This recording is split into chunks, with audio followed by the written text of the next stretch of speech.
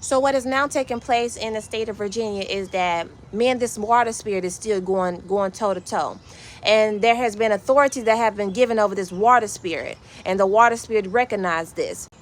So what the water spirit has proposition and put on the heart of those that it is leading is, I have to be sacrificed to this water spirit. That's why God showed me something was supposed to happen to me. I guess at that point I had decided to get back into the military, or decided to I was given a second chance in the military or something of that nature.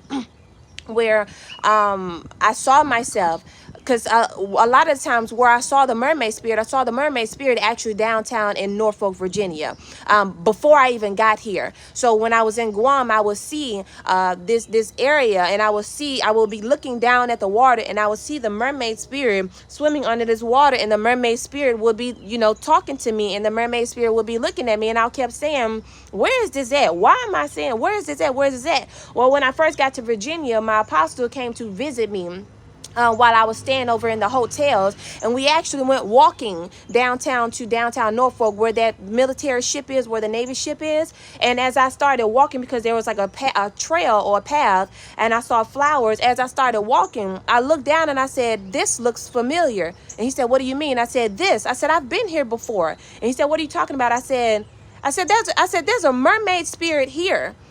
And he said, really? And I said, yeah. I said, you remember the dream that I was telling you, where I was seeing the mermaid spirit? The mermaid spirit kept coming to talk to me. I said, where I saw it a couple times, where I was walking along this area or this bank, and I saw a mermaid spirit here. And as we continued to keep walking through the park, guess what I saw in the middle of the park? I saw the statue of the mermaid spirit. I said, there you go. I said, that's what it was. So the mermaid